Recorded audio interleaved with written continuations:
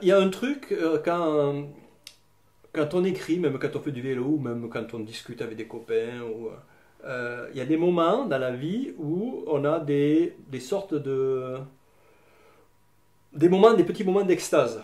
C'est-à-dire des moments où on a l'impression que tout est plus intense, qui est plus fort, où on sent mieux, on sent mieux. Voilà, moi j'ai appelé ça, quand j'étais plus jeune, l'hyperconscience. C'est qu'on a l'impression... euh, c'est tout sauf le lâcher prise dont on nous rabâche les oreilles. C'est pas lâcher prise, c'est le contraire. Tu as l'impression que, au contraire, tu attrapes tout, tout est là. Et quand tu parles avec des gens, oui, tout marche, tout a l'air de s'emboîter parfaitement. Il y a ces moments dans la vie exceptionnels où d'un seul coup tout a l'air comme si on avait pris encore une fois une drogue. Et je crois que j'adore ça. Donc ça me passionne. Et j'écris comme je fais du vélo, comme beaucoup d'autres choses, parce que je sais qu'à un moment donné, il y a des moments comme ça qui surgissent. Euh, et qui ne surgissent pas si je suis passif. En fait, ça demande une activité où si je suis énervé, il faut être disponible, il faut se mettre dans un état où on va pouvoir capter ces moments-là. Et donc, je crois que je suis assez tendu vers ces moments d'extase.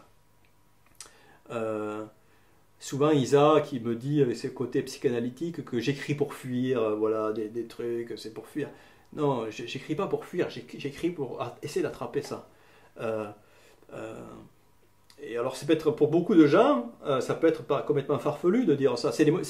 Les religieux, c'est leur moment mystique. Ils ont l'impression qu'ils parlent avec Dieu. Moi, j'ai pas du tout l'impression de parler avec Dieu, mais je sens bien qu'il y a des moments où je capte plus de trucs, où quand j'écris, ça s'emboîte. Le texte peut être nul à chier le résultat. Mais pendant que je le fais, j'ai une impression que c'est parfait, que c'est ce qu'il fallait faire. Et puis un vélo, c'est comme ça. Des fois, on y arrive le soir où il y a une lumière et on se dit, waouh, on est là au moment où on peut voir ça. Euh, on aurait été ailleurs, on aurait peut-être ressenti la même chose. C'est une sorte d'initiation. Tu parcours des étapes toute la journée. Des fois, c'est difficile parce qu'un vélo, c'est pas toujours facile. Hein. Et puis, à un moment, waouh, ouais. Et là, on est tous ensemble. On se dit, ouais, on n'a pas besoin de parler. On sait qu'on ressent tous la même chose au même moment. Et quand tu écris, as des moments qui surgissent comme ça. Tu peux avoir ça quand tu regardes face à une œuvre d'art. J'ai eu beaucoup ça face à des œuvres d'art quand j'étais plus jeune. Ça m'arrive plus rarement.